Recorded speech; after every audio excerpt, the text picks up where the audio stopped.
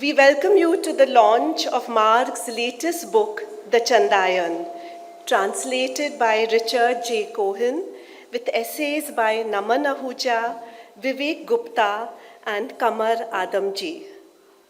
One of the greats of Hindi literature, The Chandayan is an epic presented here in English translation, along with 530 known paintings used to illustrate it in the Sultanate period.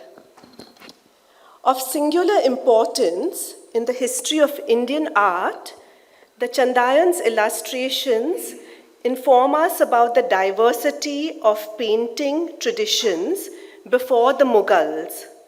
Composed in Hindvi, using the old Hindi dialects of Jaunpuri Avdi, the poem points to how the vernacular is an invaluable source of social history and literature.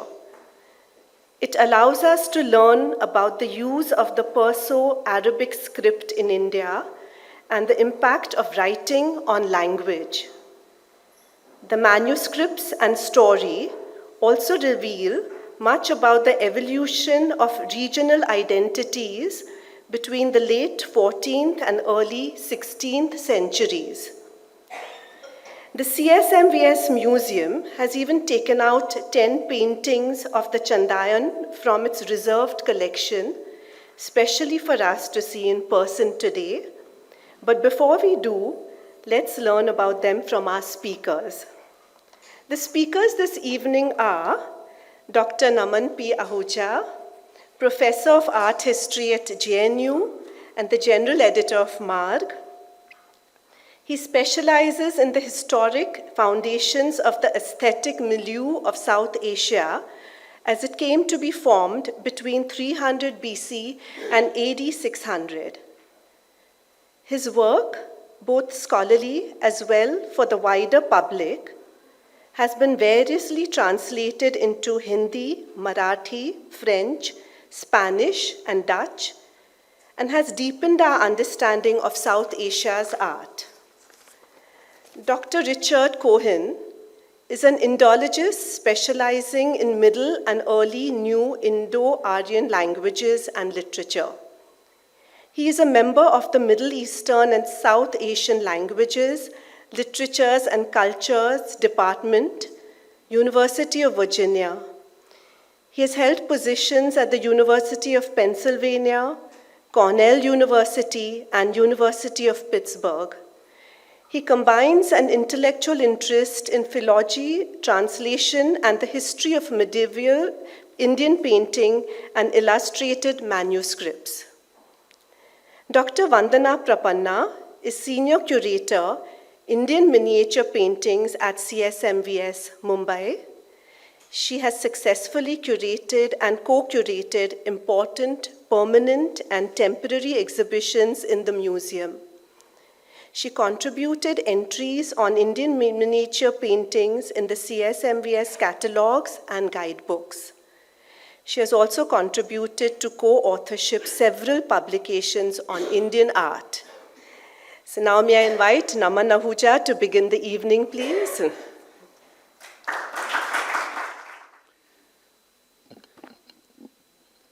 Good evening, friends. It's a pleasure to be back with all of you. Thank you all very much for being here today. It's lovely to see so many friends. And thank you very much, Mr. Mukherjee, and everyone here at the CSMVS for the collaboration that you have offered us at Marg to be able to bring this book out to you.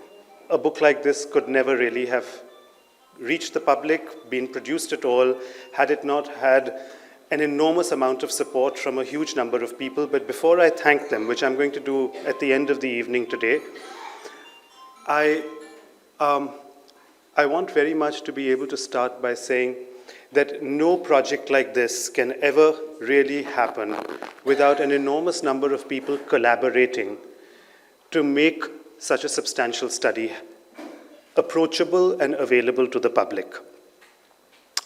What is the Chandayan? The Chandayan is a folklore that was popular in eastern UP western Bihar, the adjoining Chhattisgarhi region of Madhya Pradesh. But sometime in about the 14th century, in the Tughlaq period, one particular raconteur, Daud by name, a murid of Chirag-e-Dehli, was so impressive in his tellings of the story that he broke it into 52 episodes, which he would recite every Jumeirah from the pulpit of a mosque in a place called, a dargah in a place called Dalmau.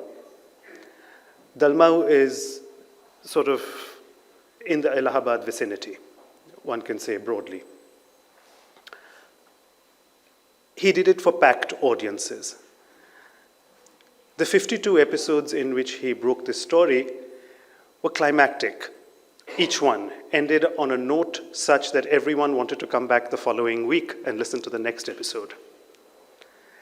We couldn't quite figure out how he chapterized his 52, but Richard Cohen has done an extraordinary job at breaking it into half that number and given it to us in 26 or 27, I think, something like that. So you can spend half a year reading it instead of a whole. It's almost the size of a telephone directory, this book. As Almitra just said, the Chandayan is one of the core texts for the history of Hindi. But it was written, interestingly, in Perso-Arabic script. So we can tell the history of Hindi thus only if we have excellent command on reading Persian and understanding the regional Jaunpuri cadence of Avdhi. I think that's an important lesson for our times. Sung largely for entertainment, except when this oral epic of a non-literate tradition was used by a Sufi Pir, Daud by name, to convey a Sufi message under its new title called the Chandayan. Commonly called Mullah Daud, the Mughal historian Badauyuni, however, referred to him more venerably as Maulana Daud. Daud's selection of this law and its popularity is important, as I was saying, for understanding the evolution of Hindi. But it's also about the history of the assimilation of the Persian script in Hindustan. How did this script come to become the main script used in northern India? It's an critical set of manuscripts to also study the history of Indian miniature painting. And it is an extremely critical manuscript to be able to understand how Islam and Sufism interfaced with and drew on existing Indian religions. The texts, which are in Avdhi or Hindavi, are languages which are not those of the Islamic theologians who would have preferred Arabic, nor are they the languages of the courts of India, which would have been predisposed to Sanskrit or Persian. The style of our paintings as well reveal less of the courtly traditions of painting brought to the subcontinent by the sultans from Persia, as they do a curious admixture of disparate styles of India. Now, each of these are rather remarkable features, and they form the subject of different chapters and studies in this book. In order to be able to contextualize the language, we had to produce a diagram, an infographic, communicating the story of the history of India's languages between the 13th and 16th centuries, what was really going on, especially with a North Indian focus. Producing a map like this is no joke. It requires many years of research to really know what is a political or cultural zone of influence, which is in bold letters. These are not areas, but a sphere of influence. Then there are, in capital letters, but not in the same font, languages which had already got an established literary standard by that time. Then there are those languages which are in capital letters but parenthetically written, which are languages which already had a pre-existing literature. And then there are those with round brackets which have a new literary standard which is emerging in this period.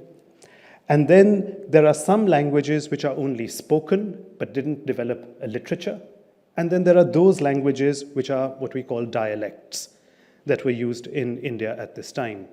Now, to understand what was going on in the linguistic associations and maps of India and which are the language groups that we are looking at required a lot of research, a lot of planning, and we had to be in the hands of very expert graphic designers to be able to translate that. So thank you very much, Malika Nanda, for having taken this job on.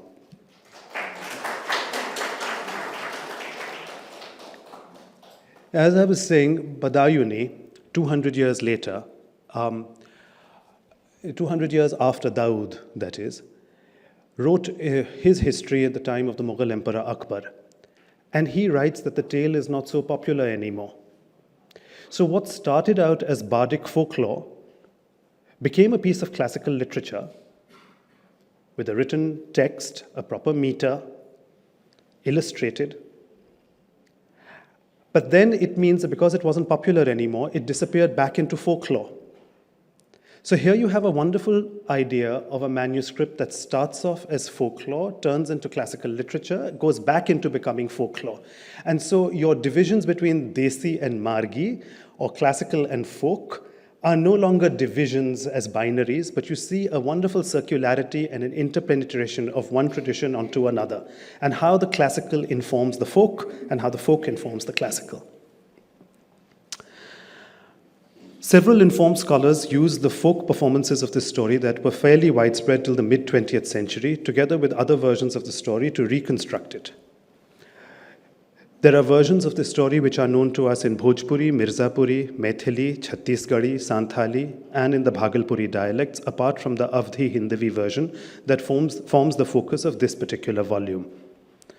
The names of the principal characters in each story remain similar, but not identical. Each version forms a regional variation on the same theme, just as it has been the case with epics like the Ramayana and other bardic lore. In almost all versions, it is specified that Lorik, the hero, is an Ahir. And I think that is something that we must remember when we are trying to socially place this particular thing, this story. Whose legend is it? Which is the community that is really supporting it? So its many names that existed previously included, or still exist in folklore, the Loriki, the Chanaini, the Lorikayan. But in the 20th century, Karl Khandalawala published the pictures in the Lahore Museum under the title Lor Chanda. And that name has come to stick in art historical circles. The storyline also has some variations. Very briefly put, this rather racy yarn is the story of a character by the name of Chanda. Chanda or Chanda, either way, is born to a local Rai in a town called Govar.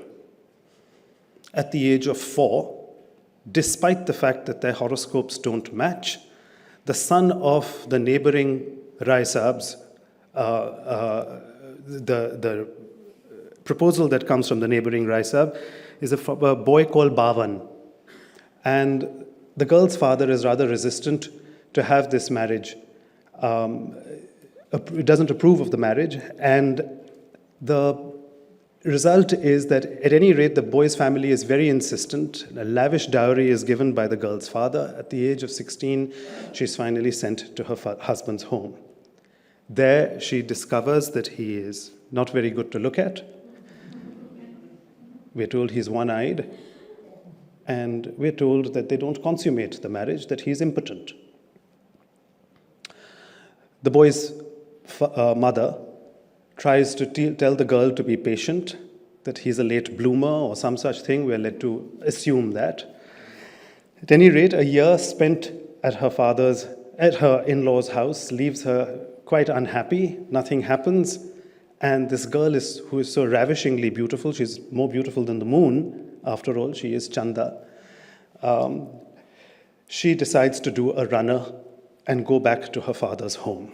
She's welcomed for a while, but then she's a liability, living in her father's home, and she is locked up in the first floor, rather Juliet-like, on the balcony, poring over and looking at the world as it passes by. And one passerby, who is a singing bard, spots her. And he's so mesmerized that wherever he goes, he carries tales of her legendary beauty.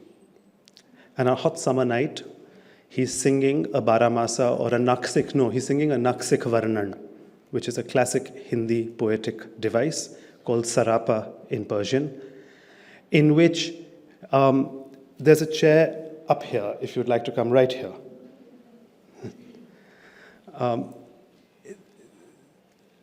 The description, the Sarapa or the Naksik Varnan, is a head-to-toe vivid description of a woman.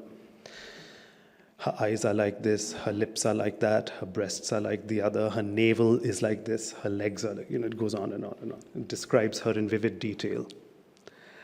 And the man who is hearing this song carried by this hot summer, on this hot summer night, lying on his terrace, is another Rai by the name of Roopchand. And Roopchand hears this song and says, this man who is singing this, he's not making this up. This isn't just standard poetic verse. He's actually seen a woman who looks like this. And whoever this woman is that he's singing about, I've got to have her, whoever she be. And so the bard is captured and he's made to squeal. And he reveals where this woman really is, where he's seen this woman. And the next thing you know is that Roopchand has taken his army and gone to Sahadev's house. Sahadev is Chanda's father, and he's trying to wage a little battle to be able to get her, at which point enters our hero, Lorik. Lorik is a goon for hire. He's a strong man who is a mercenary by profession, and Meher Sahadev's men tell him that if you really want to protect your daughter, there's only one man who's capable of commandeering the forces necessary to be able to ward Roopchand off, and that is this fellow, Lorik. So we suggest that you employ Lorik. Lorik comes into the employ of Sahadev, and the next thing, wraps up Roopchand. Roopchand goes packing, and then vivid battle scenes are shown and hacked up and body parts flying around. It looks like one of those Jain Karni Bharni paintings, with little fragments of bodies lying around in the painting. And vultures and carrion and hyenas are there picking at their bones. And so it's all in very graphic detail, the whole thing. And then the next part is that word of this reaches the quarters of Chanda's husband. And now Chanda's family, Chanda's in-laws finally say, well, there are now she's not just sitting in her father's home. There are other men who are coming around from left and right, laying claim to your wife. Are you going to do something about getting your wife back home now? And so now our soap opera moves to the next major episode, where once again Lorik has to be called to be able to protect Chanda's honor, this time from her own husband. And Chanda is then once again defended, and at some point, Chanda's confidant, Kani's bestie, maid, I don't know what you want to call her, is somebody by the name of Biraspat. Biraspat colloquially, or Biraspati, if you want to be correct, I suppose. And Biraspat advises her that you don't give yourself up to any man, strong man, who comes along so easily. If this man who is defending your honor again and again is really so in love with you, because they both see each other and they each sort of, they fall in love.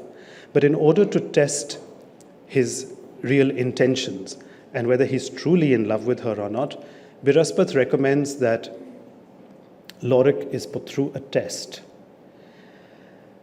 So Lorik is told, he's given a tasbih, a mala, and he is told to go and sit in the shrine at the yogi shrine. He's near Gorakhpur, so he becomes like a Kanphata yogi. And he goes and lives at a local temple, chanting the name of Chanda, Chanda, Chanda, Chanda, as we can imagine he would do. And after a long enough period, the girls are convinced that he does really love her. So she might as well. But now, how is this affair to be encouraged? And luckily, there is a festival that is approaching, a festival like a Jagrata, in which the men have to go every night to sing bhajans or whatever they have to do. And he makes an excuse to his wife, Mena, Lorik does, makes this excuse to his wife that he is going to the religious festival, when he actually finds a way to steal into Chanda's apartment. And this wonderful 21 days or whatever is spent every night, the two of them together. At the end of this lunar cycle of the festival, all the married women of the village, of the town, have to congregate at the local temple in broad daylight, not at night. And all the women come with their thalis to the temple, and so does Chanda.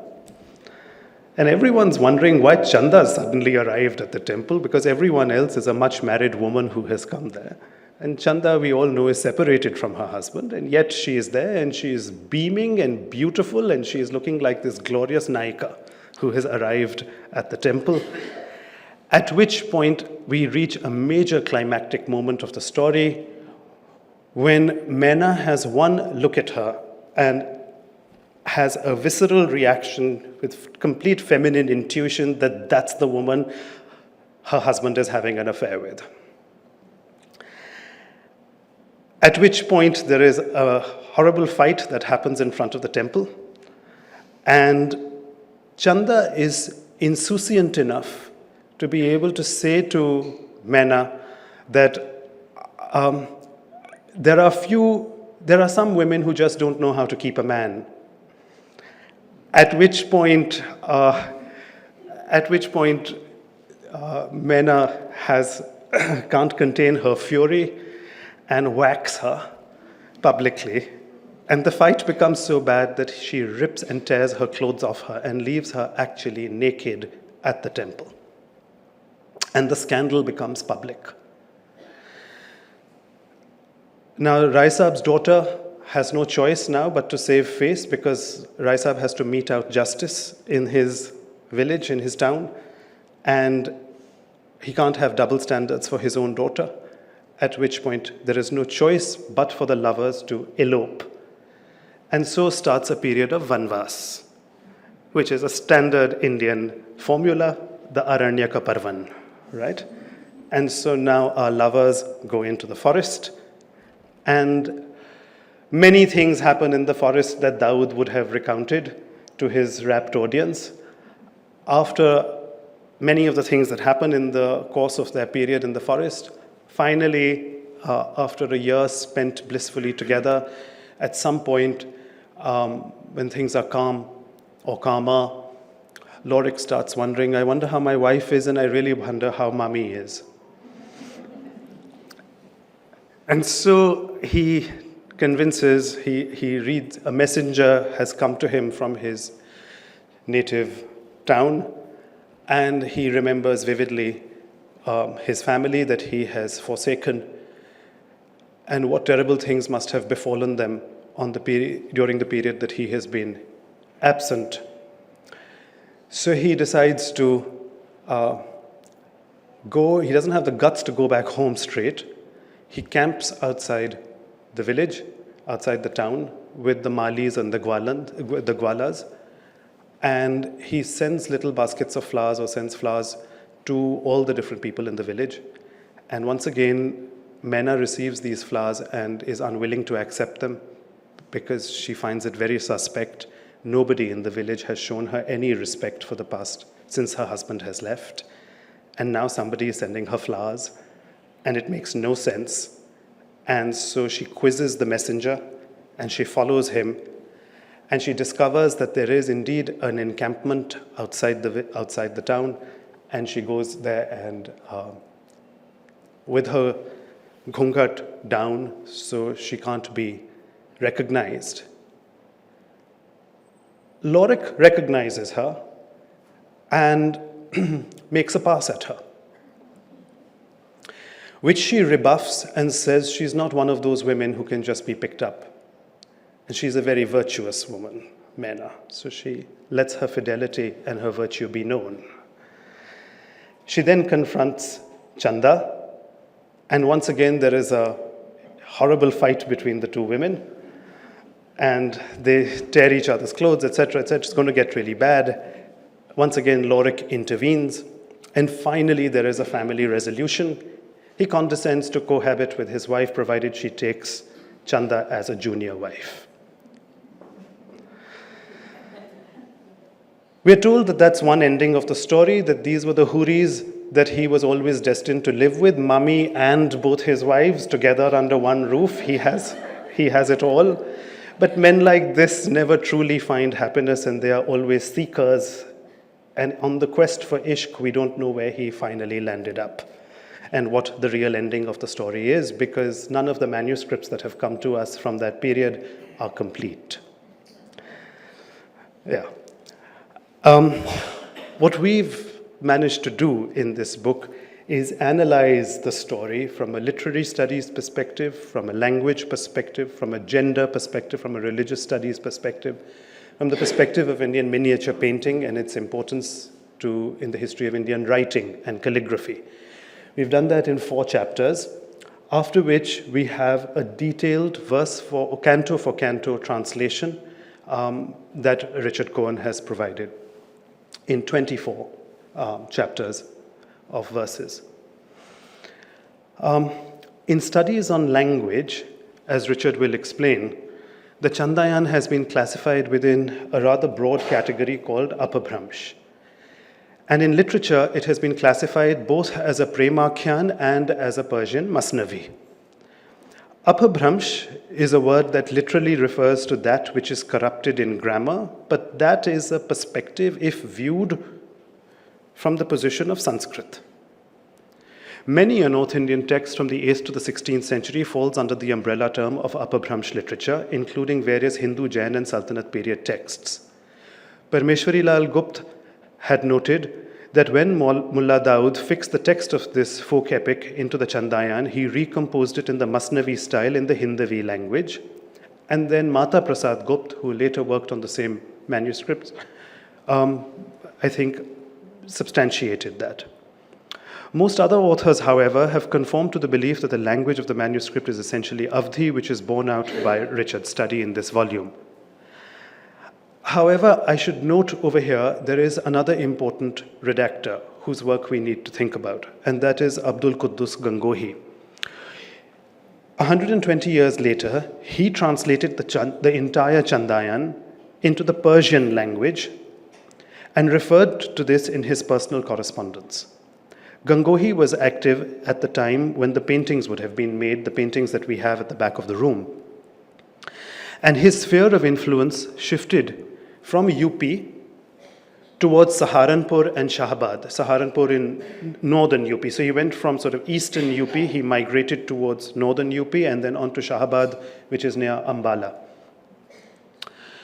Daud may have pioneered, and the reason I mention that is that Gangohi's disciples then migrated down to Gulbarga. And so we have a wonderful lineage of the Chishtis as they moved to different parts of India, and these were the texts that they were translating and that they were taking with them. But by this time, the text had been used, had transformed into one that was purely in the Persian language. So these are things that Richard will talk about. There is a chapter in the book which is by Vivek Gupta, who talks about the calligraphy, and he notes the fact that the titles are in Farsi, language, not script alone, but language. But the cantos might be in Persian script, but the language is Avdhi. Which means that if you are a native Farsi speaker, you know which verse to get to because the indexing has been done in Farsi so you can understand it, and then you read along. So this is a text which is really, if you look at the practicalities of how the designing and typography and the layout of this book is done, it's done for Farsi speakers to learn Hindi. And that's quite an interesting thing because it tells us about immediately the class of patronage and the effort being made to learn Hindi in your own script. And I think that's of singular importance over here. Kamar Adamji wrote a PhD on the Chandayan's paintings, and she deals with some key questions as to why are so many paintings repetitive? Why do we have so many paintings of the Chandayan? what might have been the training of these painters? Even though they seem to be in different styles, how do we know about them? What can we say about the repetition and the training of the painters? Now, as art historians, what we try and do is that we isolate different motifs from the paintings, and we try and look at the continuity of these motifs. How many of these motifs come from Jain painting? Which paintings find occurrence in the Hamzanama, 70 years later? So all the painters that were commandeered to work on the Hamzanama under Akbar, how many of them had come out of this particular Chandayan tradition? And if you look at these motifs in isolation, I bet you'll find almost all of them in the Hamzanama, almost verbatim, exactly like that.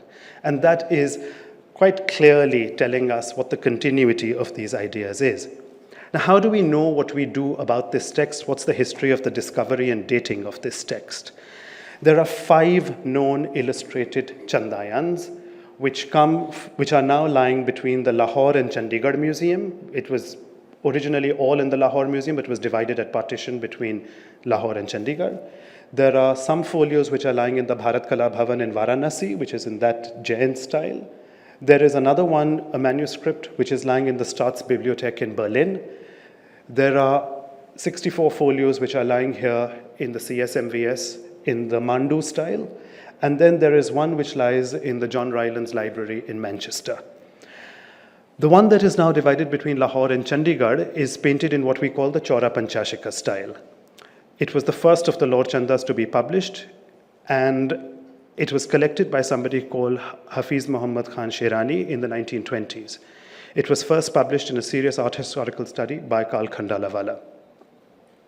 Only 24 folios survive, 12 are in India, 12 are in Pakistan.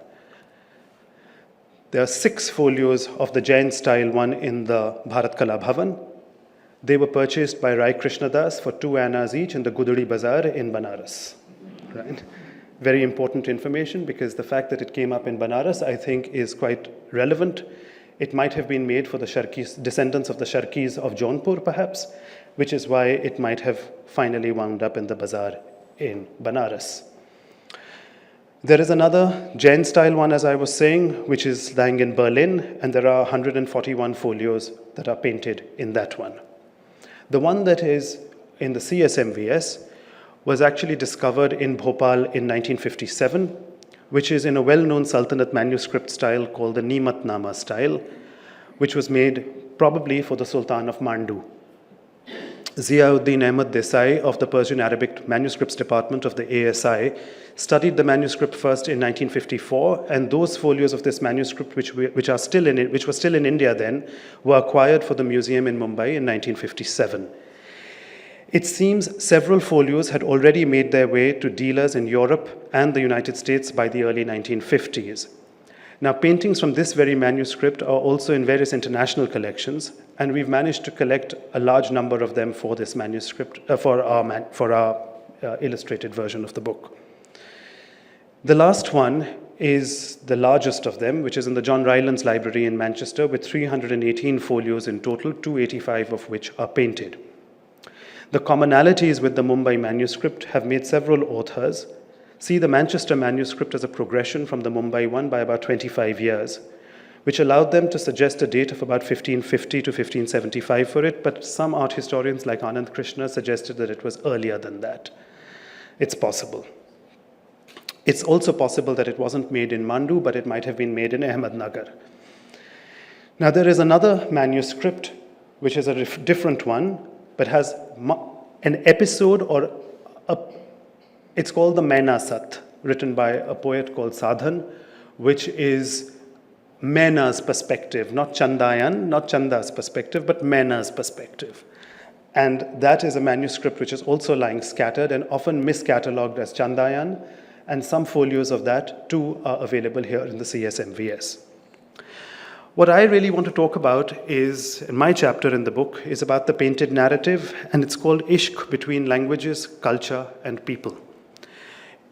In my chapter, I study the societal values, their notions of masculinity and ideal womanhood that comes up in this period, what is the nature of commerce and spirituality, There are some scenes which are climactic and exceptionally revealing. For instance, the scandal when private becomes public, and that is the scene of the two women fighting, tearing each other's hair out in front of the temple. And Lorik has to come and reconcile the fighting women over there. And they're fighting over there too, right? There they are fighting in front of the shivling. In all the different styles then, in all the different manuscripts, you see the same moment. Who really is a Lorik's audience? What kind of a character is he? As I was saying, he is an Ahir, or for that matter, who is the audience that would empathize with a Chanda? Who are the people who will empathize with and want a text like the Mainasat? This is something that we need to think about from a literary studies perspective. Where do we position this manuscript, this racy yarn, this soap opera-like story? Who really wants it? And what does it tell us about, if this is so popular at that time, what does it tell us about the social values of that time? And for that, this is a very interesting manuscript to study. So Lorik is a mercenary who turns into a yogi, who becomes a wreck and distraught when Chanda is once bitten by a snake. He's a gambler. There he is, throwing his dice, gambling away everything he has at one episode. That is Chanda pulling a thorn out from her foot in front of the temple when she turns into a Nayaka, almost like a Surasundari from Khajuraho. The paintings are graphic, and they show Lorik and Chanda consummating their love, and the verses are exceptional. The bee entered the rouse's garden and took the nectar from the flower buds. Moving around from branch to branch, he picked the grapes from the vine, played with the fruit, frolicked on the oranges and limes, taking pleasure from them with teeth and tongue. He placed his nostrils on her navel, took in the fragrance of sandalwood paste. I am not making this up, CSMVS. And smeared it on his head. He took pleasure from the jasmine and the white roses, all the flowers and the fragrant plants. Chanda released the rose flowers and gave them to the bee. The bee thirstily took the ras, leaving the flowers drained. Need I read another verse to you? But the story has another kind of significance. It's about a certain kind of allegory. It's about an allegory of time, and there are this play of Jyotish all along. The word Lorik is an apabhramsh, I feel, of the Sanskrit word lolark. Lolark is a word which comes in the Skanda Puran and refers to the special site in Banaras, the Lolark Kund, which many of you who know Banaras is one of the sacred sites for worshipping Surya. If Lolark is associated with Surya, and Chanda is quite literally the moon, Biraspat, as we all know, is Jupiter who comes to their aid and fosters this affair. Mena, the dark force of Saturn, is the family and responsibility that lies in Lorik's life. But then, if that is the case, who then is a Bhavan? And I'm not so sure, but Richard suggests that Bhavan may be a reference to Venus. I'm not sure what Bhavan refers to. But there is certainly a quest for divine love, which becomes something of this chase of the sun and the moon, is a story which becomes of cosmic significance. Painting is not just a source for understanding history through language and literature and its metaphors, but it's also a source for understanding material culture. When do glazed tiles come to India? What kind of an entrance is a king's palace with a singhasan with the lion marked at the entrance? When does chainmail armor come into the Indian subcontinent? When do cannons and guns and muskets arrive in the Indian subcontinent? What did warfare suddenly start looking like in the 14th century, in the 15th century? And we know this is very much of the times, because this is when gunpowder comes into the Indian subcontinent. We find, as you will see in the painting over here, references to the material culture in terms of the types of vessels and surahis and yuas which are coming in from the world of Persian metalware, which are being mixed with the world of Indian terracotta pottery, which are coming in at the same time. Boots worn for horse riding, over here tall boots up until the knees. So costumes change. There are too many details. For textile specialists, these pictures are a treat. You'll suddenly see the varieties of block prints and the specific kinds of Western Indian textiles that we know about. So for material culture specialists, these paintings are truly a feast. But they're also descriptive, literally, of the feasts that they would have at that time. And there are cantos that detail what was eaten at these feasts. Different types of big game, fowl. You know, there's a feast that Meher Sahadev has to have for Lorik. He has to throw a party to celebrate the victory in war. And there are wonderful details about all the big game that has to be hunted for the party. Then there is all the fowl that has to be gathered. So the pheasants and the ducks and the partridge and the other birds which are all gathered for the feast. Then there are the vegetables that have to be collected. And you see all the vegetables being gathered. And then the different types of rice, the different types of dal, and even the different types of plates and serving dishes that have to be made for this great party that Meher Sahadev has to throw in honor of Lorik.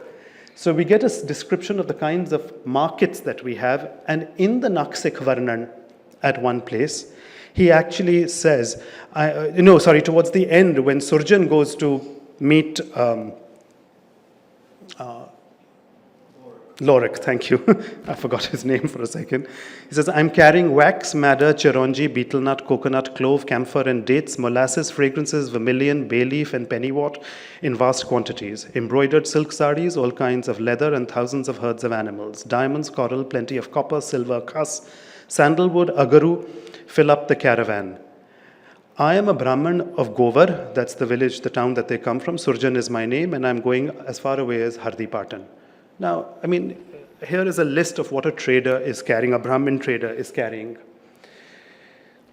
In the Naksik Varnan, he says, listen to a description of the clothes of this woman, Chanda. She wears a red tasseled sari, she wears a Meghavan, a Kusariya, a Jugiya, a Chaukariya, and other saris. So now we have names of different types of saris that are worn at that time. She wraps a fine Mungiya sari around herself. She also wears a Mandila and a Chundari. In the month of Savan, Chanda wears saffron colors. She wears a printed Gujarati sari which befits her. Where is she? In eastern UP. She is not in favor of wearing striped clothes. In all clothing, she is partial to silk. The Doriya, Chandrot, Abjaru, and Patola saris enhance her appearance. She appears to wear a chunari made in the Chola country. So, in terms of just textile histories, in terms of the internal trade within South Asia, of the kind of textiles that are being worn by women within India, and what was available in a market, this is quite valuable evidence. Chanda's bedchamber is described as a place that is covered with wall paintings. Now, none of the wall paintings from the 14th century interiors of the Havelis of India survive, but it's painted over here. And we know that the scene is an image of Vibhishan in Lanka, Ravan appearing as a mass of 10 bodies, Sita's abduction, Ram in battle, the Pandavami and Kurukshetra, card players, gamblers with cowries in the town of Ujjain. Hello, this is a Sufi manuscript. It's supposed to be in an Islamic context, isn't it? And now we are talking about Chanda's interior, which is painted with the Ramayana. And this is an interesting crossover. So it's not just looking at a material culture, but it's also looking at the material culture of the people who are now in a Muslim environment, in the dargahs, at the Sufi shrines, in UP at this moment in time.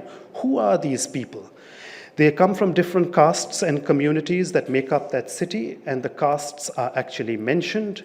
They're divided rather interestingly by the painter into 4 boards within a bastion that comprises the fortification of the city to which there are 4 gates, within which are the lovers, but there are 4 segments. There are descriptions of the festivals that they all participate in, and we are given their names. How is all of this visually communicated? It's communicated through a pre-existing visual method of communication through a language of gesture, of mudras, and colors. It's also using ancient and medieval Indian iconographic forms of communication. So for instance, when I was talking about the scene at the temple where Chanda arrives carrying a plate, a thali with her to the god, there she is turning into a Surasundari Nayaka, pulling the thorn out from her foot. A scene that we know all the way from Abhigyana Shakuntala, where she actually pulls the thorn out from her foot to look back at Dushyant, or the scene that we know from, you see it in all the temples of Khajuraho and Konark, the lady who has had blood drawn from her and she's pulling the thorn out. And that is actually, of course, one of the great moments of erotic literature. So if we see this trope of Shringar, of Indian eroticism, now here is that trope of Indian aesthetics, of Riti poetry, but in a Sufi context. Visual communication relies on metaphoric ways of communicating as well. So you have little things like lovebirds. This is a moment when Chanda might nearly die and Lorik is bereft, and there is love in the tree. Or the hunt, the chase of the tiger and the gazelle, that is clearly a metaphor for what is going on in the scene above. So there are poetic and artistic metaphors which are being used in the paintings. The poem similarly contains older forms of poetry, older forms of Shringar, which are encapsulated within this new context. I'm not going to go into all the details. I hope Richard will be able to talk about some of them.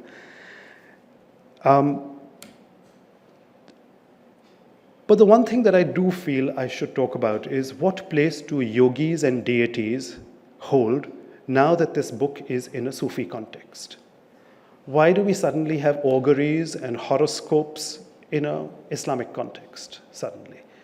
And this is why it's so important to be able to understand whose manuscript this is, and the fact that they feel included now in a Muslim environment through the auspices of Mullah Dawood. They have a hook and a foothold within that environment. And so I think this business of Lorik turning into a yogi is all very well, but look carefully at the deity. He's a bit of a nonsense deity. He's not really recognizable. He's part elephant, part donkey, part horse, or he's sometimes just an anodyne blue god. He could be any god. He's not necessarily a god. There is only one manuscript in which he is actually shown as a recognizable Hindu god, which is in the Chaura Panchasika style one in Lahore and Chandigarh, in which it is clearly Shiv.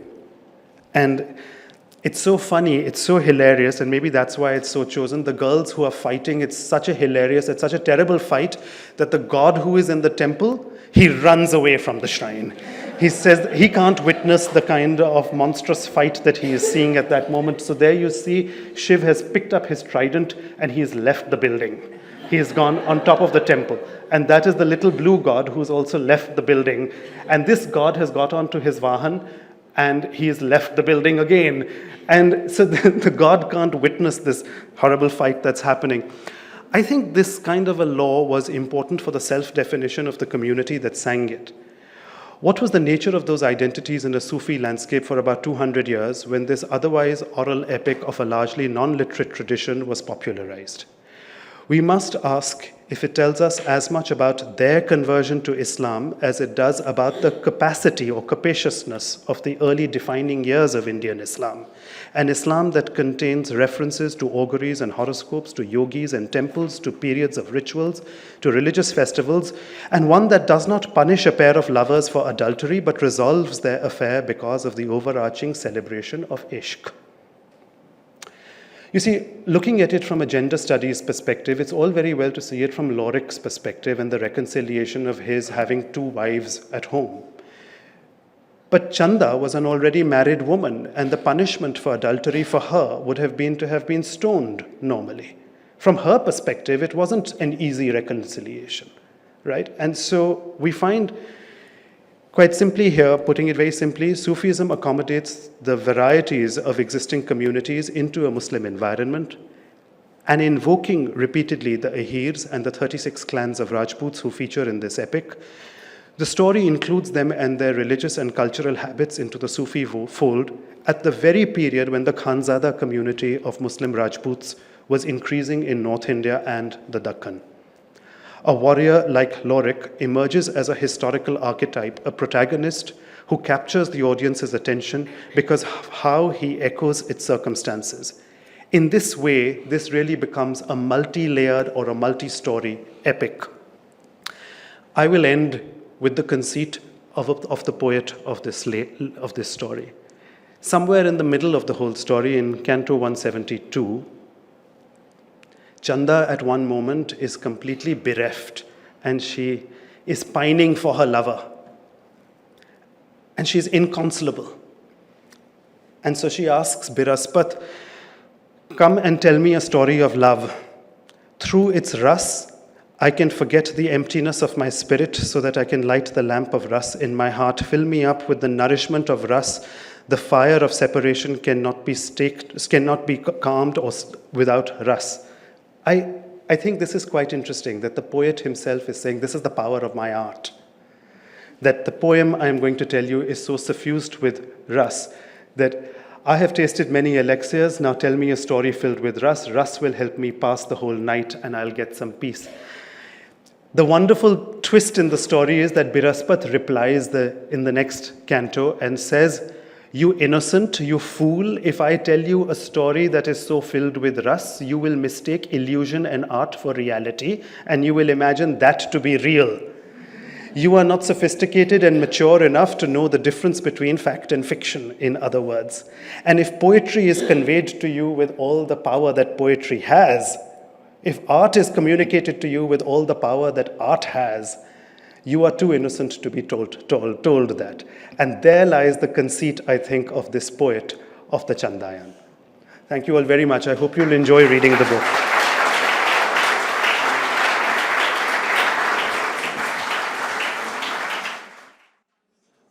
Good evening. I thought I might just spend a couple of minutes just explaining how is it that a 77-year-old man from USA, no doubt, a scholar, has managed to deal with a very complex translation problem. At least it was for me. Well, I was 19 when I came to India the first time in 1966. Many people in this room weren't born. I was wanting to be an archaeologist, and I was fascinated with the ancient Middle East. But when it came time for me to go to Jordan, there was a building hostility between Israel and Jordan and Egypt and Syria, and with a Jewish named Cohen, I didn't think I'd get a visa to go to Jordan.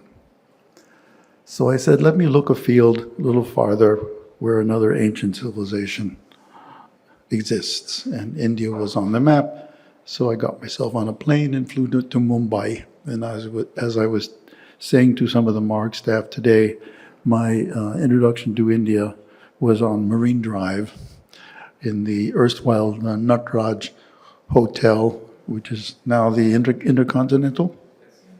Yeah, something like that.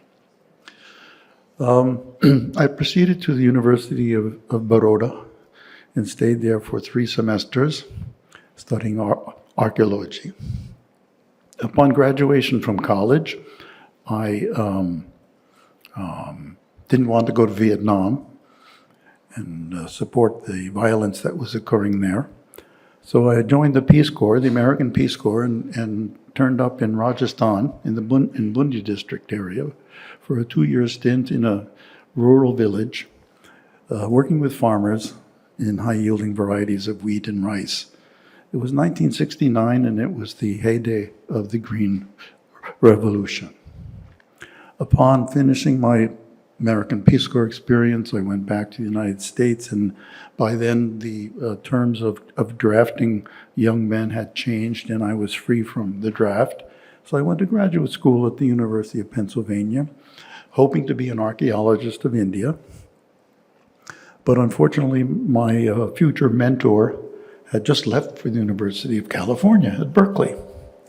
So I couldn't give up my fellowship at the University of Pennsylvania, so I stayed there and decided to switch my focus to the archaeology of languages, ancient languages of India, instead of its material culture. And then I became very interested in the combination between language, texts, and orthographies. That is, the way that languages, literatures are represented in script. And ever since then, 1970s, I have been fascinated with that problem. And this particular study that I've done of the Chandayan just fits exactly into my sweet spot. So I quickly realized that of the 7 manuscripts that exist, 5 being illustrated, 1 in Nagri script and 1 in Perso-Arabic script, but not illustrated, I realized that I had a big job in front of me. How am I going to coordinate all of these many folios that are, some of which are dispersed quite widely around the world, and figure out how they fit together into the puzzle of the text? And that took many years. Part of the time, of course, I was teaching and didn't have the time to work on the project. But I would say that, to be generous, around 10 years. It took me 10 years to stitch together what is now in the volume on the table. I also want to mention that this in spite of all that 10 years of work, this book, in the form it is in, would not exist at all without the tremendous input and help and the hard work of the staff of the Marg Foundation. So I'd like to just mention the names of the people that I have worked with and struggled with and had some good times as well. First of all, the senior editor, Professor Naman Ahuja, recognized when we first met over this subject that this had possibilities. It had possibilities because we were going to be able to marry art history and linguistics and translation theory. This is rarely done, in fact. Art historians work in their regions, and historical linguists like me, we work over here. But then you have an organization that needs to be run efficiently. And Jyotsna Nambiar is the point person here. And then you have editors who had to be ruthless with me, editors that had to cut down to size my repetitive prose, right?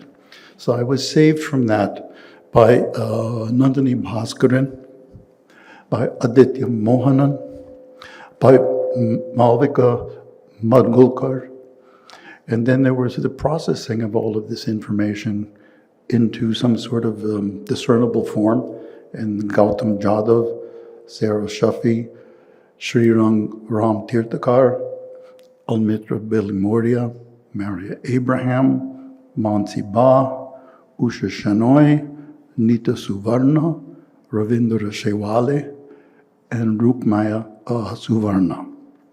I recognize all of them, and I'm deeply grateful to them.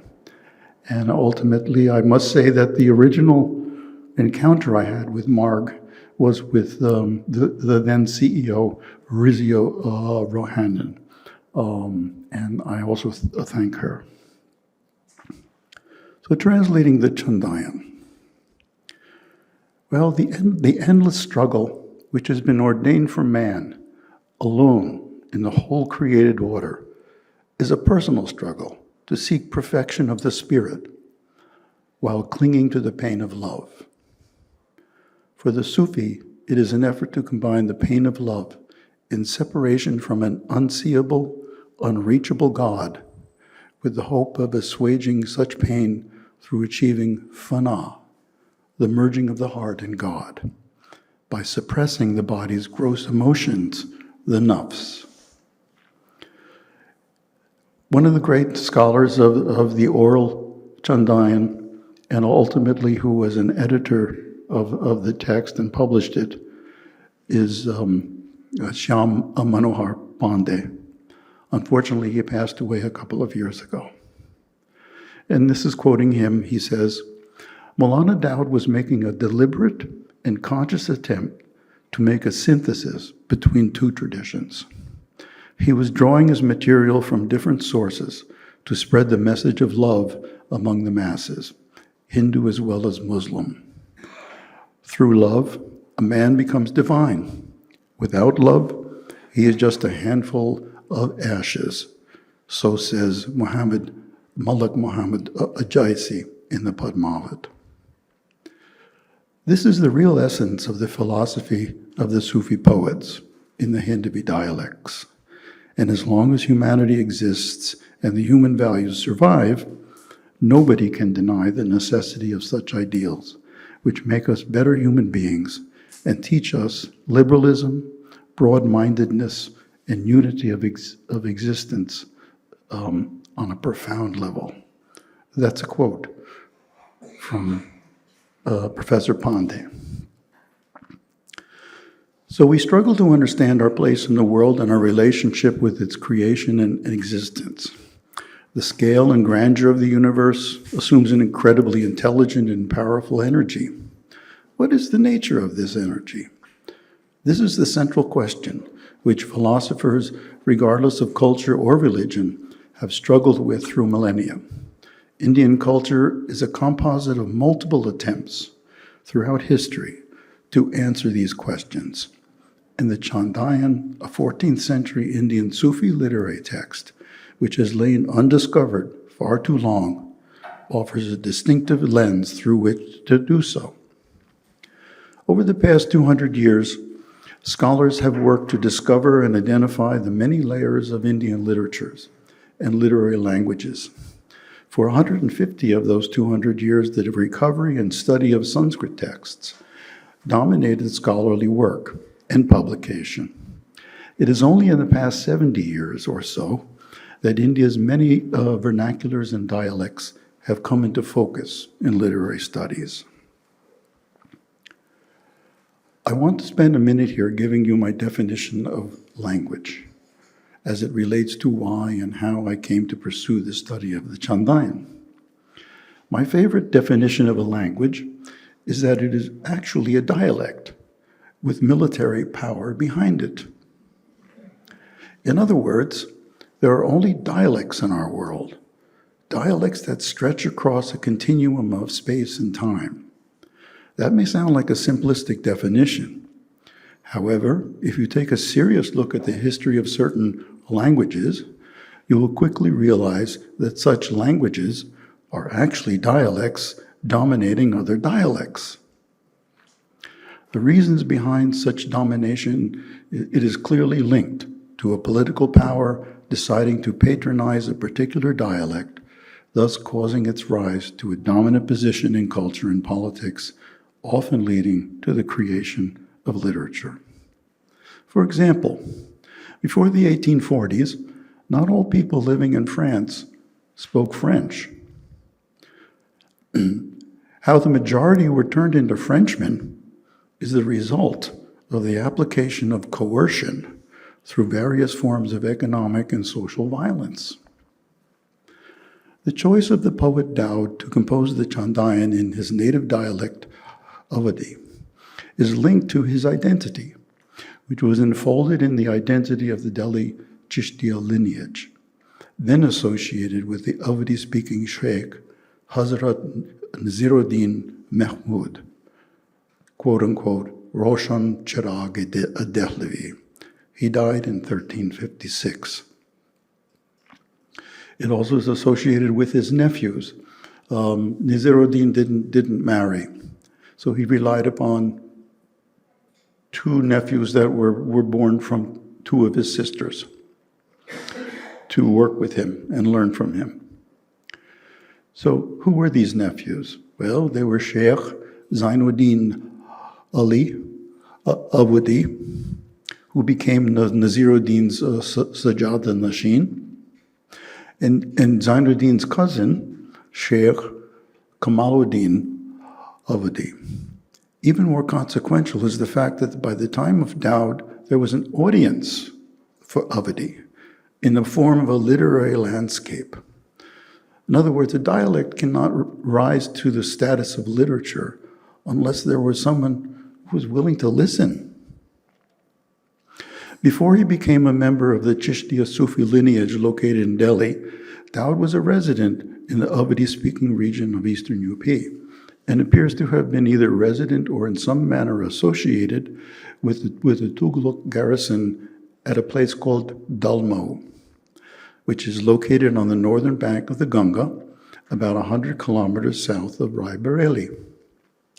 The general of the garrison, Malik Mubarak, is most probably the patron of Dowd. A Sufi allegorical musnavi, or in Western scholarly parlance, a romance, the Chandayan is the first inscribed text of its kind in Avadi, an important dialect of the so-called Hindavi group of dialects that existed in the 14th century. The raison d'etre, as of other Sufi romances in its wake, were to have the sheikh, who was the knowledgeable and enlightened one, elicit for his congregants spiritual meaning from the poem's terseness, a terseness necessitated by the meters of the genre.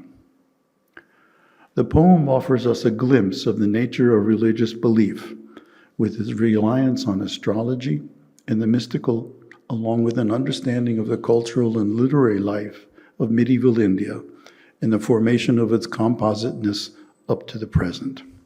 For me, approaching the Chandayan as a philologist and translator has yielded insights into the evolution of language at that time, the spoken word vis-a-vis the written, and the transmission of an allegorical subtext on the sacredness and all-encompassing nature of love for the Creator through a romance. Since no two languages are epistemically the same, a literal translation is likely to fail because of the limitations of phraseology and cultural sensibility, which change over time and need a clear context for an exact meaning to be conveyed. I have chosen to be neither literal in my English rendering of the Avadi original, nor hold myself strictly to the syntax or word order of the poet's text. My guiding principle as a translator was to be faithful to the sense of the text. That is, ignore the walls or rooms of the original, but pay attention to the arcade, the hallways of the language. Thus, besides the meaning conveyed by the words of the original poem, the formalisms of the Chandayan, such as the Doha, also constitute a sense of style and movement, which enhance the overall effect and carry the reception of the poem forward in the ears and imagination of the listener. Now, I have largely based my translation on the Chandayan as edited by Mata Prasad Gupta, published his book in 1967. However, I have made a choice to use Shyam Manohar Pandey's edition of 2018 and included it along with my translation in the book, as you see it on the table, as it was easier to transfer in printing. Therefore, I need to caution the reader that sometimes the Nagari text and my translation presented alongside do not appear to be in complete agreement. This is due to either the choices that Gupta and Pandey made in their editions or a misalignment of canto numbering between the two editions. Gupta's text has 397 cantos, and Pandey's edition has 416. So by combining the two, I came up with a total of 426 cantos. How about the Sufi context? Dowd ostensibly composed the poem for a mixed audience. The initial context for the Chandayan must have been the Sama, a gathering in which texts were recited, sometimes with musical accompaniment, for the enlightenment of the Sheikh's followers. A version of the Sama later developed into what we now know as the devotional Qawwali, and it is still performed today, particularly on Thursdays at dargahs. However, in the early period, textual recitations during Sama were less tradition-bound, with new material added from time to time. The Chandayan is an example of that literary process. Participants at the Sama were typically the leader of the group, the Sheikh, who was the inspirational teacher, the Khalifas, his senior initiates, the Murids, recent initiates who had learned some part of the secrets of the Sheikh's mystical teachings, but all of whom were unlikely to become Khalifas, and more recent aspirants to entry into the Sheikh's circle of initiates. The Sama assembly is conceptualized by Sufis in complementary ways, the formal terms being the Mahafil-e-Sama, or gathering for listening. Sama basically means a listening. And the Darbar-e-Awliya, or court of saints. The first, which concerns us more here, serves as a context for the Sufis' encounter with mystical experience through listening to a recited text often set to music. Now, many of the Chishtiya Sufi sheikhs condone the use of music in the Sama to activate the listener's emotions of love towards the divine and ultimately to marifat, or cognition of haqq, the ultimate truth. However, the role of music in Sama is also understood to have the potential of stirring emotions of love toward the profane experience. And as you see in Naman's talk, there was a lot of profanity going on, right? Care is therefore taken to assign a religious character to the exercise through the choice of text, suitable music, and rules of behavior made plain. The Sheikh was wary also of exposing non-initiates, especially adolescents, to textual content whose profane meaning alone may be gleaned and not its sacred mystical dimensions. The Chandayan is a perfect example of that. Now, I wish to emphasize that as Dowd's regional identity was allied with Awadh, its dialect and power structures, we can imagine that his Chandayan was composed for more than just in the Chishtiya Sama context. If we are correct to assume that Dowd composed the Chandayan in response to a discussion or a prompt from Mullah Mubarak, the Iqtidar or governor of Dalmo, then the majority of listeners there would have been Awadhi speakers. At the Delhi Khanqa, audiences for the Chandayan must have comprised both elite Delhiwalas and disciples of the Sheikh, who would have hailed from regions where different dialects were spoken. Later, at least 70 years later, non-native speakers of Awadhi could rely on the many finely illustrated codices of the Chandayan, which were on display a few minutes ago, which may have been produced to facilitate their understanding and appreciation of the poem, and not only for the aesthetic impulses of patrons and in the interest of painterly stylistics. Dowd refers early in the poem to the power of language. And this is what he says in Canto 9. Sheikh Zainuddin put me on the right path. On his path of religion, I destroyed sin. I cast my sins in the Ganga. He lifted me into the boat of salvation. He opened my eyes and my heart filled with light. He taught me to write the 9 letters. I became aware of the written word's power. Sang a Hinduki song in Turki script. If the Sheikh's rule is spread, sin is stopped and the outlaw is killed. His refuge is pure, to it I am drawn. By serving Sheikh Zainuddin, evil is forever destroyed. End of Canto 9. Now, the terse poetic lines challenge our interpretation. The underlying meaning here is that Dowd is alluding to his conversion to Islam by Sheikh Zainuddin. The tropes referring to Hindu cultural concepts, casting one's sins in the Ganga and being put on the right religious path, that he was taught to write the 9 letters, which is actually a reference to the kalima, the statement of faith of a Muslim, and that Dowd is drawn to the Sheikh's refuge, suggests that he had been converted to Islam by Zainuddin. Even more definitive of this deduction is Dowd's total reliance on a narrative based on a popular folktale promoted by the Ahir caste, full of references to contemporary Hindu society, its classes, customs, and astrological beliefs. Dowd's own origins emerge from the meager information that the Chandayan provides us. He appears to be associated with the Dalmo, which in the 14th century, as I said, was a fortified garrison of the Delhi Sultanate, commanded by one Malak Mubarak. Both are mentioned in Canto 15 and shown enough respect to suggest that Dowd either knew them personally and may have been patronized by Mubarak or was politically savvy enough to accommodate them in his introductory verses.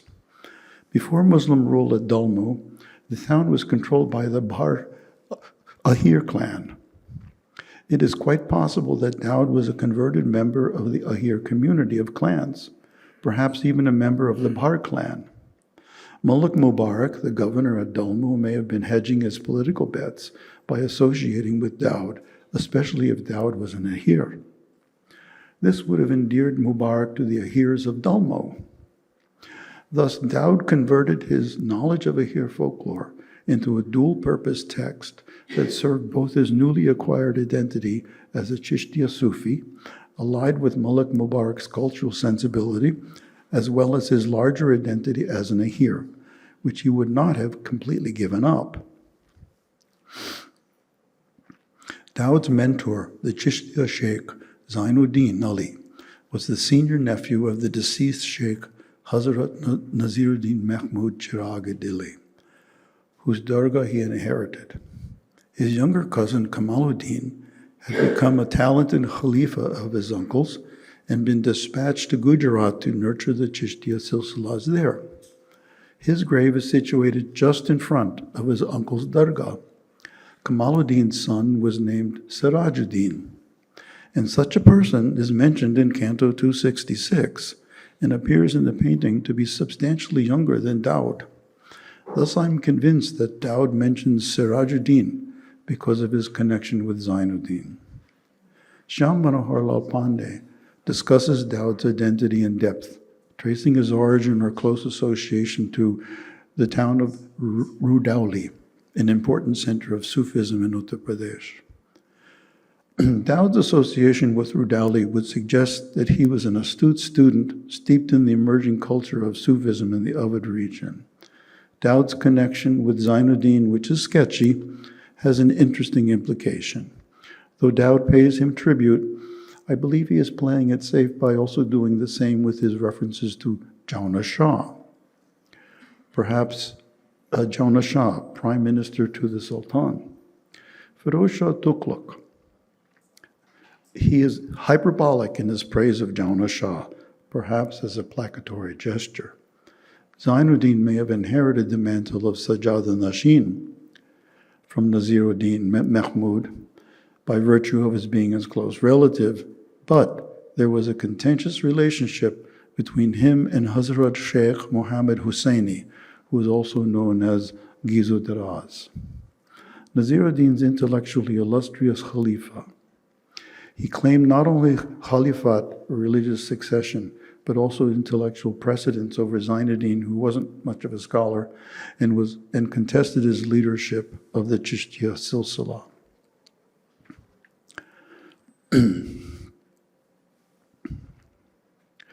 Dowd was constrained in composing his text for the widest distribution because of his affiliation with Zainuddin in the Chishtiya Silsila, which had gone through challenges from Mahmud Hussaini, that is Gizu Daraz, after Naziruddin's death. It's very interesting to see that Zainuddin wasn't going to allow Gizu Daraz to take over the leadership of the Chishtiya Silsila in Delhi. So upon the death of Naziruddin, what Gizu Daraz did was he said, okay, Zainuddin, you can be the Sajjata Nashin, but let me wash the Sheikh's body for burial. So the Sheikh's body was laid out on a charpai, a rope charpai.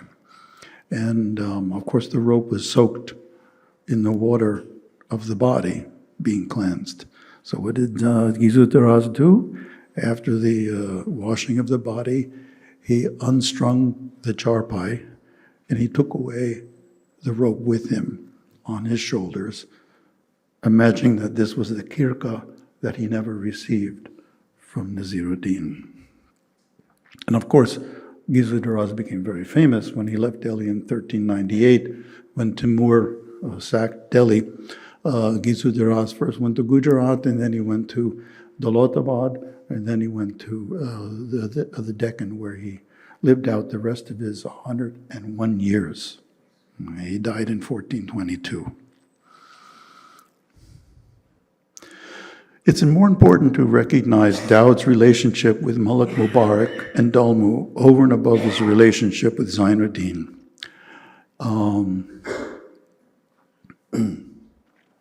I'll skip some here because time is going on. Yes. Okay.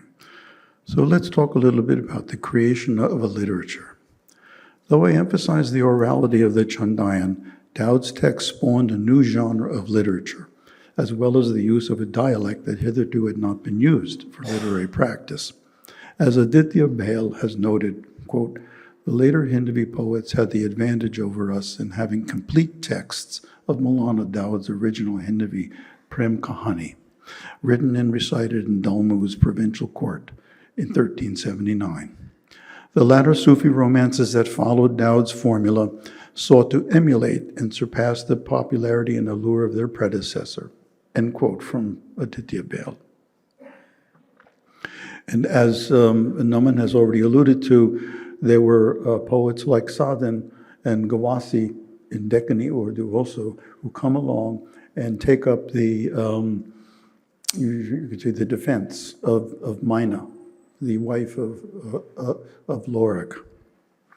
So there are two Maina Sats that exist, 4 folios of which here are in the museum. As the first poet to compose a vernacular text in Avadi, Dowd's decision to adopt an oral tale and committed to a set piece that would need to be first written and then delivered orally within the collectivities of the Chishtiya Silsila is an important juncture in the history of the literarization. That's a long word, but I think it's an important one here. The literarization of the North Indian vernacular language, Avadi. Before that time, before Dowd, it was not a literary language. Like Dante Alighieri, who lived around the same time in Italy, Dowd increased the power of the spoken idiom. With one foot in the oral tradition and the other in the intentionally composed and written tradition, Dowd straddles the complicated space between the oral and the textual.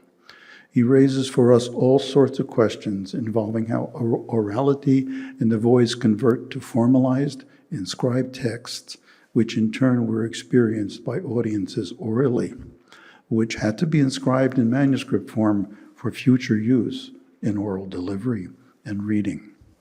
That such manuscripts have come to us is undeniably good fortune.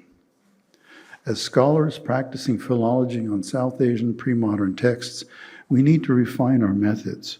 We're still in the editing, translating, interpretation, and naming stages in pre-modern Indian dialects and literature, stages which are decades behind scholarly work on the European medieval. We need to invent means for sharing and thinking out loud about the oral energy of such a medieval Indian text as the Chandayan. In our work as philologists, we spend most of our time with the text, reading it, dissecting it word by word. But that's not how it was received in real time. The written text was used as an aid for recitation. Whether the recitation was truthful to whatever inscribed text existed before the reciter, we cannot know, and it does not matter. What the reciter needed to observe was the meter of the chopais and the dohas involved in the recitation of the cantos and the flow of the narrative. As the medieval Europeanist scholar Zumthor has noted, quote, the realm of poetry is the voice, end quote. Yet, quote, the very prospect of an oral fulfillment having been inscribed within the text is ultimately deferred, end quote. I think I'm running too much onto time here, so Letty, if you could connect. So clearly, I think when you look at the translation, you will see the allegorical nature of this. Chandayan.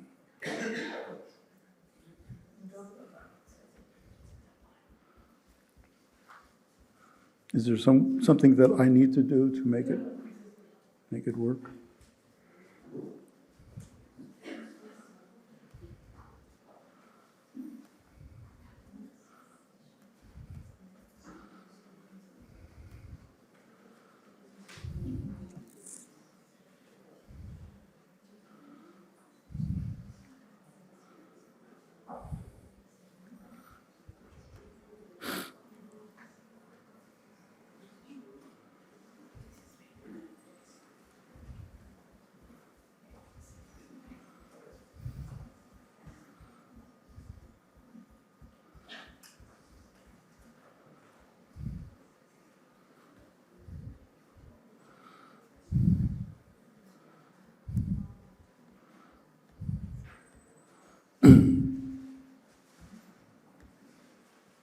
It's the entire book.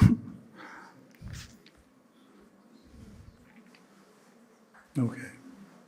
So here we start. So Dowd begins with an invocation to God.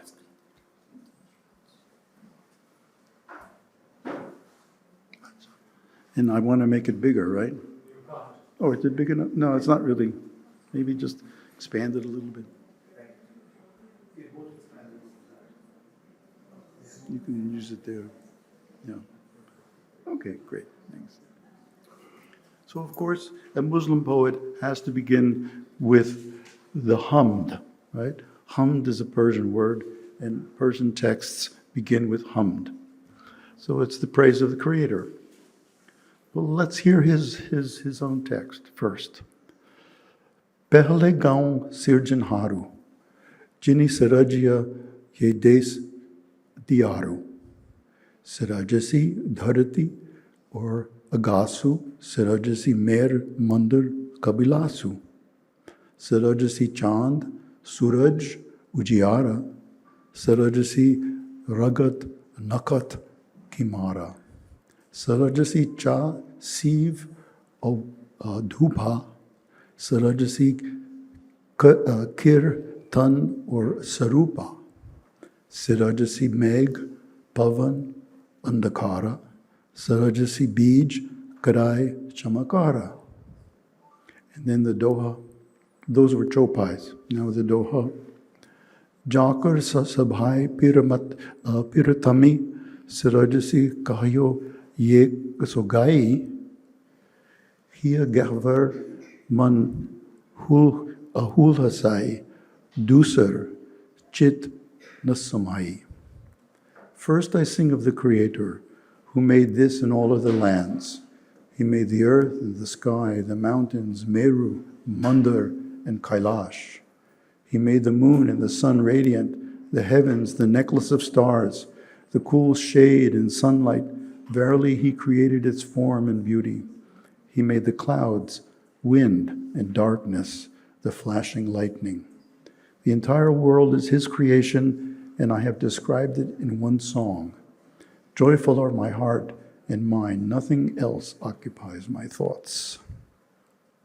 Moving along, he goes and describes the rest of the creation in a number of cantos, and then After a hamd in Islamic texts, usually there's what's called the nat, or the praise of the Prophet Muhammad.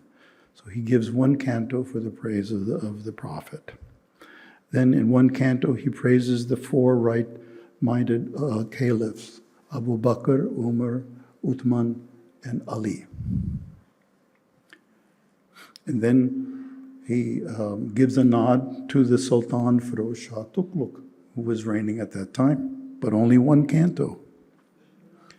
Then he goes into praise of his spiritual guru, Sheikh Zainuddin, and this canto number 9 I've already read out, so I won't read it again, which he talks about the power of language. And then we have several cantos for the prime minister, more than the Sultan himself, right? His name was Jauna Shah. Now, who was Jauna Shah? Jauna Shah was the son of a previous prime minister, Maqbool. Okay. Maqbool is Jauna Shah's father. Okay. But who was Maqbool?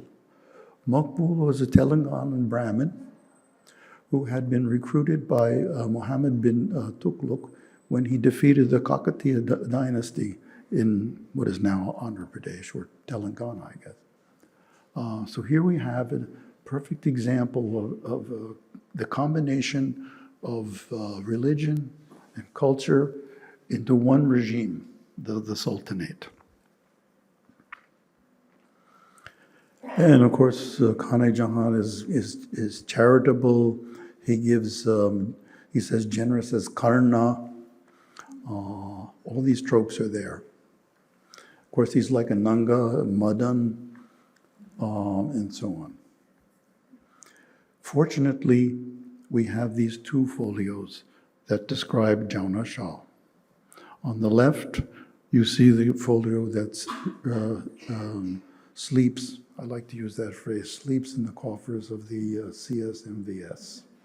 And then we have the one on the right, which is also Jauna Shah in the next canto, and this is held at the Virginia Museum of Fine Arts in Richmond.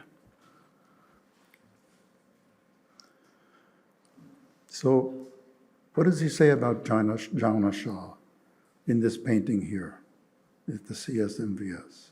The Creator has made a pillar for this earth, but for Khan-e-Jahan, it would be unstable. He places the people on his raft, pulls the rope with his hands, and brings them to the shore. He treats Hindus and Turks equally, speaking truthfully to both. He makes the cow and lion, he makes the cow and lion walk the same path, making them drink from the same pond. He judges all with the same eye, never wavering, never uncertain. Just as Mount Meru stabilizes the earth, he stabilizes the life in the world. Who is greater than the Khan-e-Jahan? The Creator made him great.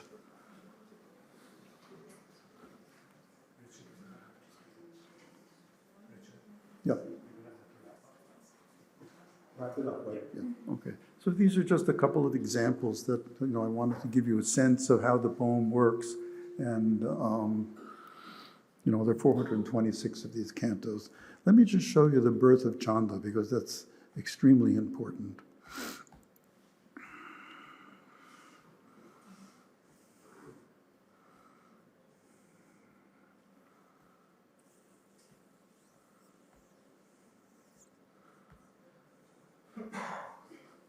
Right. The birth of Chanda. Right. So Chanda was born in the house of Rao Mahar, Sahadev. The earth and heavens glowed. She was born during the first watch of the night. So the world thought she was the Dujka Chand, the second day of the waxing moon. The Pleiades twinkled in her parted hair. It seemed as if the sun brightened her body. She became full on the 14th night. Sahadev's daughter Chanda was a Padmini. And as you may know in Sanskrit literature, the various forms of beauty in women, and the one at the very pinnacle top of that list is a Padmini. Right? And that is a description Chanda. Both Rahu and Ketu waited upon her. Venus and Saturn protected her. Other constellations came to serve and stood at her door. Chanda's radiance illumined the world, mesmerizing travelers. So there's her mother, having given birth to little Chanda. And of course, they need to have her horoscope read. And this is the last slide that I'll show. So here's a painting showing the baby, Chanda, and the Sakis, or the attendants in the court, to the queen. And down here you have Brahmins who are doing the horoscope. And this is a very telling canto, because it augurs the rest of the story.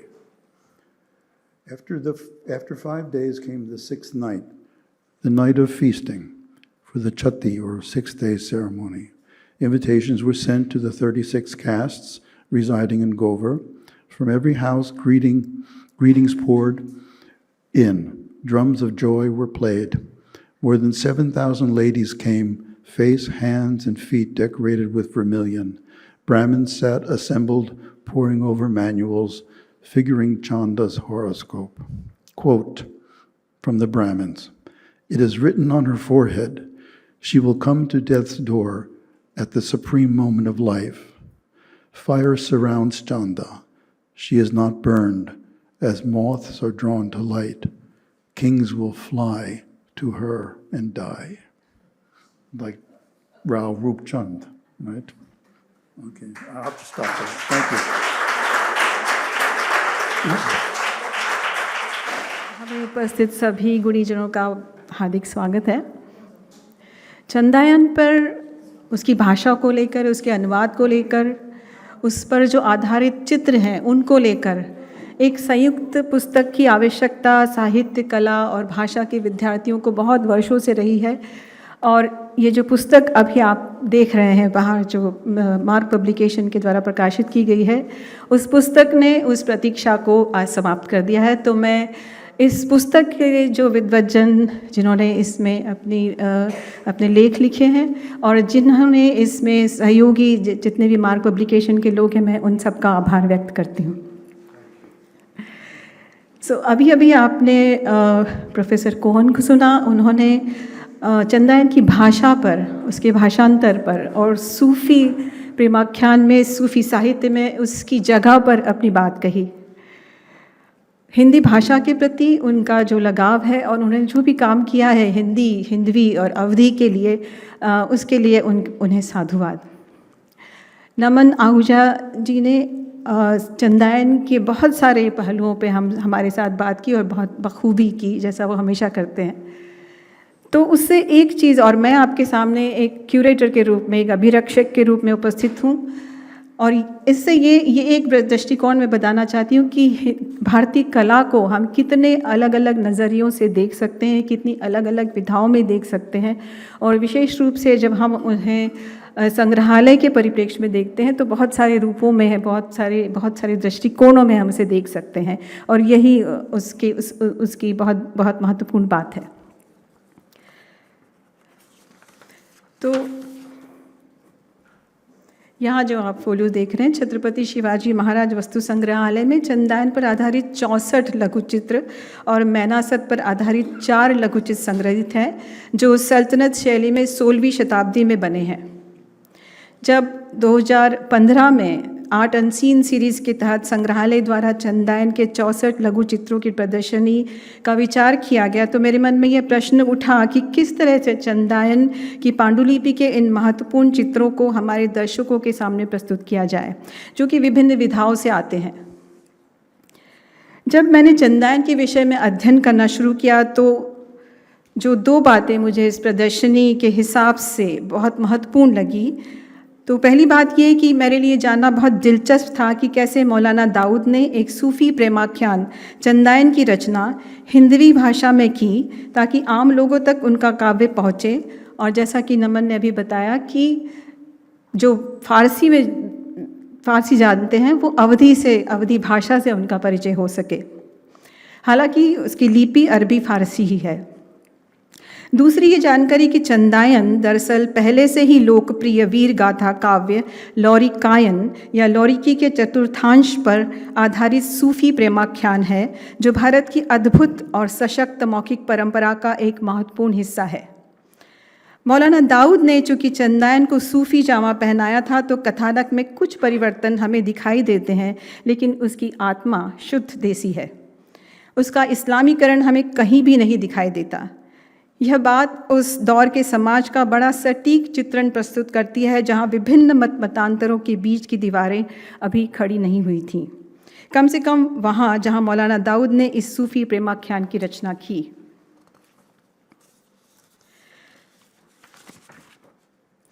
Lorikayan Bhojpuri की प्रमुख लोक गाथा है। लौरिकायन को हम वीर गाथा की श्रेणी में रख सकते हैं, जिसमें वीर लौरक, जो अहीर जाति का लोक नायक है, का संपूर्ण जीवन चरित्रबद्ध किया गया है। लोकायन के आधार पर चनैनी या चंदायन जैसे प्रेमाख्यान, जिसमें नायक लौरिक और चंदा की प्रेम कथा है, तथा सती गाथा मैनासत, जिसमें लौरिक की पत्नी मैना की कथा है, को लिखा गया। चनैनी अथवा चंदायन को सूफी की सूफी काव्यधारा में अधिक लोकप्रियता मिली। लौरिकायन के मूल लेखक का हमें पता नहीं, क्योंकि ये शताब्दियों पुरानी मौखिक परंपरा है जिसे लिपिबद्ध नहीं किया गया था। लौरिकायन की कथा मूलतः 4 भागों में विभाजित है। लौरिक मंजरी के जन्म से विवाह की कथा, मंजरी जो लौरिक की पत्नी है। लौरिक चनवा उढार की कथा, जो कि चंदायन का मुख्य प्रेरणा स्रोत है। लौरिक के बड़े भाई सवरू के विवाह की कथा, और लौरिक मंजरी के मिलन और लौरिक पुत्रों की वीरता की कथा। तो चंदायन में हमें लौरिक पुत्र नहीं मिलते हैं। चंदायन की कथा कहाँ अंत होती है हमें पता नहीं अभी, लेकिन लौरिकायन में वो उससे भी आगे जाती है, जब लौरिक पुत्रों की वीरता की कथा भी उसमें हमें मिलती है।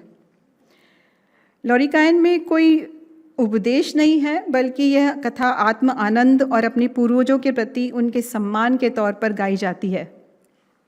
सबसे दिलचस्प बात यह है कि लौरिकायन का गायन उत्तर प्रदेश, बिहार, मध्य प्रदेश, छत्तीसगढ़ आदि प्रांतों के कुछ अंचलों में आज भी प्रचलित है। गोबर की सुंदरता का वर्णन करने से पहले मौलाना दाऊद कहते हैं, कहु कवितु मन भयो ज्ञानु, कहत सुहावन सुनहु दे कानु। अर्थात इस कविता या काव्य यानी चंदायन को अभिनीत करने से मन में बुद्धि का प्रकाश पड़ता है, और जब ये गाया और सुनाया जाता है तो ये बहुत कर्णप्रिय लगता है। मौलाना दाऊद की इन पंक्तियों से ये सुनिश्चित हो ही जाता है कि यह काव्य मूलतः अभिनय गायन की बड़ी सशक्त मौखिक परंपरा का हिस्सा है, जो चाहे छोटे रूप में ही सही आज भी विद्यमान है। और यही से मुझे हमारी प्रदर्शनी एक था लौरक एक थी चांद का मूल उद्देश्य और इस मौखिक परंपरा को डॉक्यूमेंट करने की प्रेरणा मिली।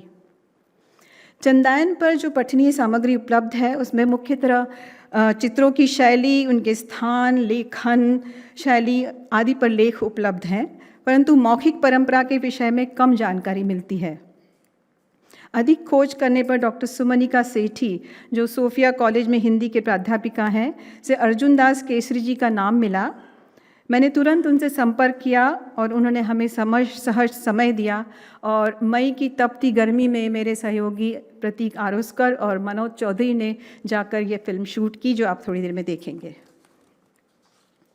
जैसा कि मैंने पहले कहा कि ये कथा केवल मौखिक रूप से ही विद्यमान थी, इसे लिखा नहीं गया था।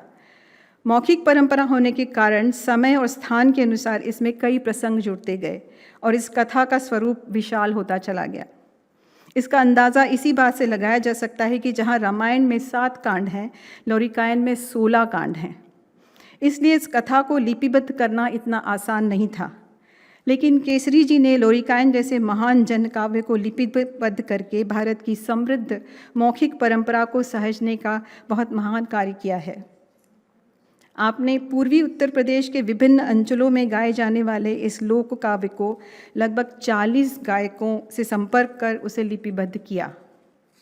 इस काम के लिए उन्होंने रेलवे की अपनी स्थायी नौकरी छोड़ दी और एक छोटे से विद्यालय में प्राध्यापक के रूप में काम करते हुए लगभग 19,000 पंक्तियों को संकलित किया लौरिकायन की। उत्तर प्रदेश के मिर्ज़ापुर ज़िले में, जिसे लौरिक और मंजरी की कर्मभूमि माना जाता है, कई जनश्रुतियाँ प्रचलित हैं।